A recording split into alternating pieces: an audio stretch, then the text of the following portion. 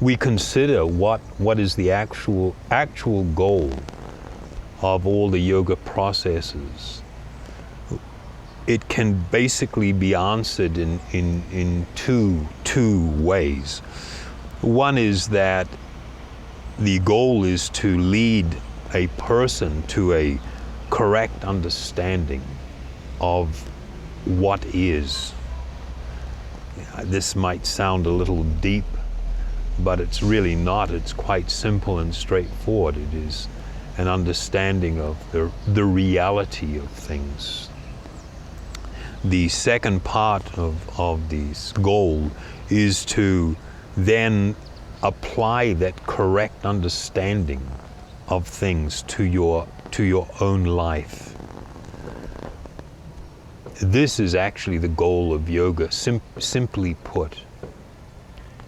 But this is an overview, and it has a very profound meanings as we dig deeper into those questions.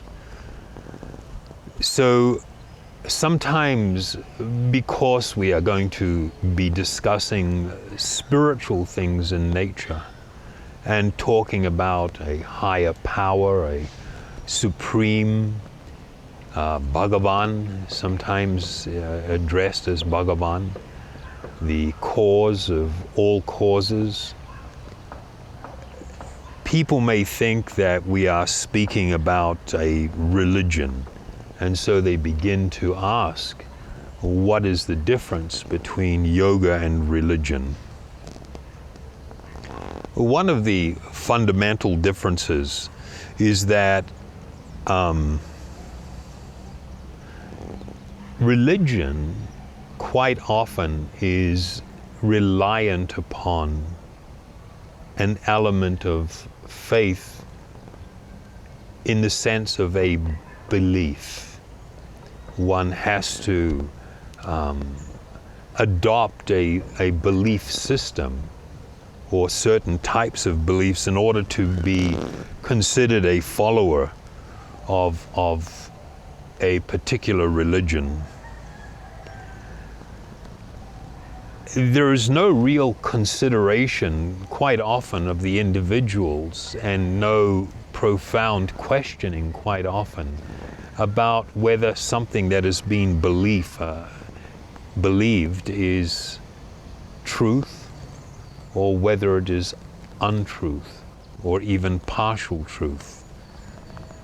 What is required is not to delve into that area. I can remember when I was a kid, I was raised within a particular Christian denomination, and I can remember questioning things. And the things that were too hard to answer, I was told, it is a divine mystery. Simply believe. And that didn't really sit very well with me, because I could not really appreciate, and I really wanted to know, and I couldn't appreciate that I simply had to believe. Why can't I know? Why can't I question and seek actual answers? Why do I simply have to believe? One of the wonderful things about the yoga system is that it is, you are taught to actually question, but you are not just encouraged, it is an integral part of the yoga system to come to experience the reality of truths that are put forward. It is not only not encouraged, it is actively discouraged that you should simply blindly believe something or have faith in it. One is encouraged to come to the point of seeing with great clarity that which is truth. And so in this way it is dependent upon direct perception. When I say direct perception, we'll talk a little bit more about it.